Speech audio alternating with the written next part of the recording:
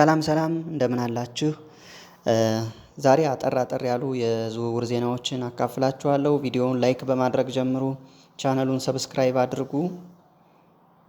የመጀመሪያው መረጃ የሚሆነው ማንቸስተር ዩናይትድን ይመለከታል። ማንቸስተር ዩናይትድ በሚቀጥለው ክረምት ከ10 በላይ ተጫዋቾችን ለመልቀቅ እንዳሰበ እየተነገረ ይገኛል። በቡድኑ ውስጥ ቁልፍ ሚና የላቸውም ተብሎ የሚታሰቡ በእድሜ መግፋት ወይም ከጨዋታ ስልት ጋር በተያያዘ ቢለቁ ይሻላል ተብሎ የተወሰኑ ተጫዋቾች እንዳሉ እየተነገረ ይገኛል። በዚህም መሰረት ማርከስ ራሽፎርድ፣ አንቶኒ፣ ጀደን ሳንቾ፣ ጆኒ ኢቫንስ፣ ቶም ሂተን፣ ክሪስቲያን ኤሪክሰን፣ ቪክቶር ሊንደሎፍ፣ ካሴሚሮ የመሳሰሉ ተጫዋቾች የመልቀቅ እድላቸው ሰፊ ነው። ማንቸስተር ዩናይትድ ከእነዚህ ተጫዋቾች የተወሰኑት ምናልባት በነፃ ዝውውር የሚለቁ ናቸው። የተወሰኑት ደግሞ በገንዘብ ያስገኛሉ። በዚህም በክረምቱ በንቃት በዝውውር ገበያው ላይ ለመሳተፍ እና ለቡድኑ ወደፊት ይጠቅማሉ የሚባሉ ተጫዋቾችን ለማዘዋወር ተጫዋቾችም የመልቀቅ ግዴታ እንዳለበት ይታወቃል። ስለዚህ እነዚህን ተጫዋቾች ይለቃል ተብሎ ይጠበቃል። አርሰናል ለምርጡ ታዳጊው ኢታን ንዋኔሪ የአዲስ ኮንትራት ወይም ፕሮፌሽናል ኮንትራት ለመስጠት መዘጋጀቱ እየተነገረ ይገኛል። ኮንትራቱ የረዥም ጊዜ ነው። ምናልባትም እስከ 2030 እና ከዛም በላይ ሊያቆየው የሚችል ኮንትራት ሊሰጠው ተዘጋጅቷል። ይህም የሆነበት ምክንያት ታዳጊው ከሚያሳየው ወጥ አቋምና አስገራሚ አቋም የተነሳ ተፎካካሪ ክለቦች አይናቸውን ጥለውበታል እየተባለ ይገኛል። ከእነዚህ ክለቦች ውስጥም ማንቸስተር ሲቲ እና ቼልሲ ይገኙበታል። ስለዚህ አርሰናል ይህን ተስፈኛ ወጣት ላለማጣት የረዥም ጊዜ ኮንትራት በመስጠት በኤሚሬትስ ሊያቆየው ወስኗል እየተባለ ይገኛል።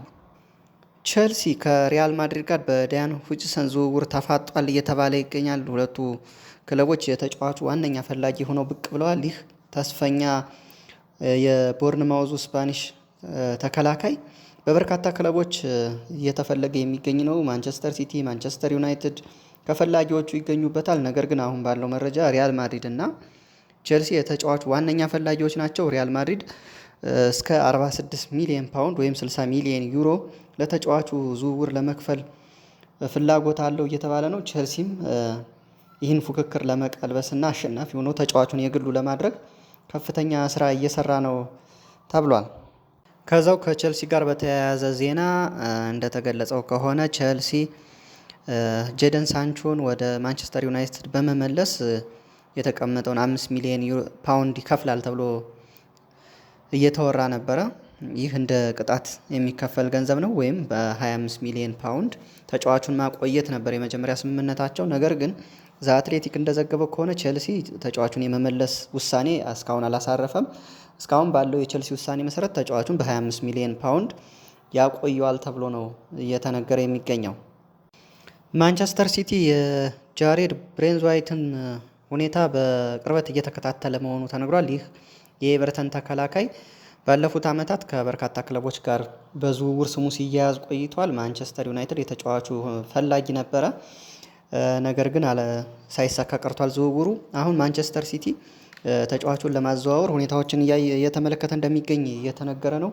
ብሬንዝዋይት ከእንግሊዝ ስብስብ ውጭ በመሆኑ በኤቨርተን የመቆየት ፍላጎቱ እየቀነሰ መምጣቱና ወደ ታላላቅ ቡድኖች ተዘዋውሮ ራሱን ድጋሚ ለእንግሊዝ ብሔራዊ ቡድን ተመራጭ ለማድረግ እና ስኬቶችን ለማግኘት እያሰበ መሆኑ ተነግሯል። ይህን የሲቲ ሰዎችም ይህን እየተከታተሉት እንደሆነ ነው የተነገረው።